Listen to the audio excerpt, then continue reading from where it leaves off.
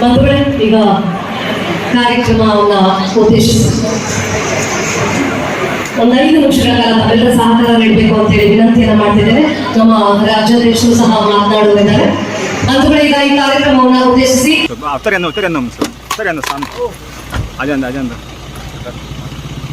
Door ಹಾಕ್ಬಿಡ್ರಿ sir, door ಹಾಕ್ಬಿಡ್ರಿ ಒಂದು ಆಲೋಚನೆ.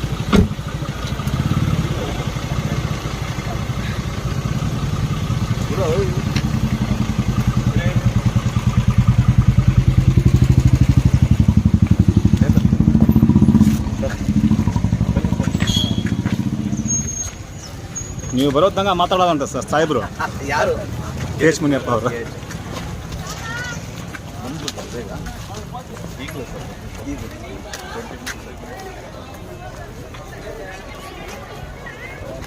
ಎಲ್ಲ ನಾಯಕರಿಗೂ, ಜಿಲ್ಲಾಧ್ಯಕ್ಷರು ಮತ್ತೆ ನಮ್ಮ ಮಾನ್ಯ ಸಚಿವರು ಶ್ರೀ ಕೆ.ಎಚ್. ಮುನಿಯಪ್ಪನವರಿಗೂ, ನಮ್ಮ ಸುದ್ದಿಯವರಿಗೂ, ಎಲ್ರಿಗೂ ತಮಗೂ ತಮ್ಮ ಕುಟುಂಬದವರಿಗೂ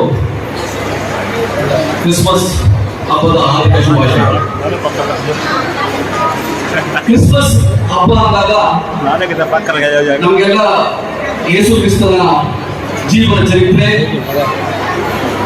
ಯೇಸು ಕ್ರಿಸ್ತನ ಸಂದೇಶ ಏನು?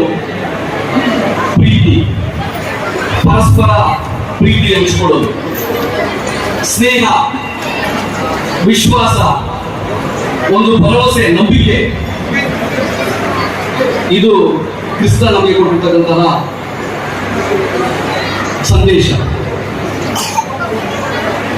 ಇವತ್ತು ಇಡೀ ದೇಶದಲ್ಲಿ ಆಳೋ ಸರ್ಕಾರಗಳಾಗಲಿ ಅಥವಾ ಜನಗಳಾಗಲಿ, ಜನಪ್ರತಿನಿಧಿಗಳಾಗಲಿ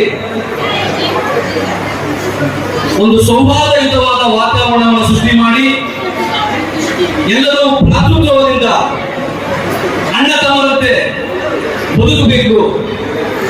ಅದೇ ಎಲ್ಲ ಧರ್ಮಗಳಿರುವುದು ಅದನ್ನೇ, ಸರ್ಕಾರಗಳು ಮಾಡಬೇಕಾಗಿರೋದು ಅದನ್ನೇ, ಜನಪ್ರತಿನಿಧಿಗಳು ಮಾಡಬೇಕಾಗಿರೋದು ಅದನ್ನೇ, ಒಬ್ಬ ಇಂಡಿವಿಜುವಲ್ ವ್ಯಕ್ತಿ ಕೂಡ ಮಾಡಬೇಕಾಗಿರೋದು ಅದನ್ನೇ. ಒಂದು ಒಳ್ಳೆ ಸಂದೇಶ ಇದೆ ಕ್ರಿಸ್ತಂದು. ಈ ಸಮಾಜದಲ್ಲಿ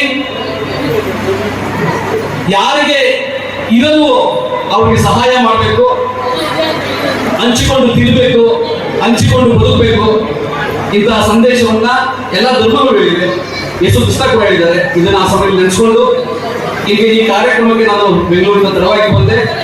ಮಾನ್ಯ ಮಂತ್ರಿಗಳು ಬಹಳ ಒಳ್ಳೆಯ ಸಲಹೆಯನ್ನು ಕೊಟ್ಟಿದ್ದಾರೆ, ಒಳ್ಳೆಯ ಸಂದೇಶವನ್ನು ಕೊಟ್ಟಿದ್ದಾರೆ, ಒಳ್ಳೆಯ ಮಾತನ್ನು ಹೇಳಿದ್ದಾರೆ. 2 ರೊಟ್ಟಿ ಇದ್ರೆ ಒಂದು ನೀರು ತಿನ್ನು, ಇನ್ನೊಂದು ಪಕ್ಕದವನು ಕೊಡುವಂತ. ಪಕ್ಕದವನು ಕೊಡು ಅಂದ್ರೆ ಅದು ಯಾವ ಧರ್ಮ ಯಾವ ಜಾತಿ ಅಂತಲ್ಲ. ಪಕ್ಕದವನು ಅಂದ್ರೆ ಅವನು ನನ್ನ ಸಹೋದರನೇ, ಅವನು ಯಾವ ಧರ್ಮ ಆಗಲಿ ಯಾವ ಜಾತಿ ಆಗಲಿ ನನ್ನ ಸಹೋದರನೇ ಅಂತ ಒಳ್ಳೆ ಸಂದೇಶ ಕೂಡ ಮಾನ್ಯ ಸಚಿವರು ಕೆ.ಎಚ್. ಮುನಿಯಪ್ಪ ಕೊಟ್ಟಿದ್ದಾರೆ. ನಾವು ಕೂಡ ಅದನ್ನು ಪಾಲಿಸಿಕೊಂಡು ಎಲ್ಲರೂ ಒಳ್ಳೆಯದಾಗಲಿ ಅಂತ ಹೇಳಿ ನಾನು ಮಾತನಾಡುತ್ತೀನಿ. ನಮಸ್ಕಾರ.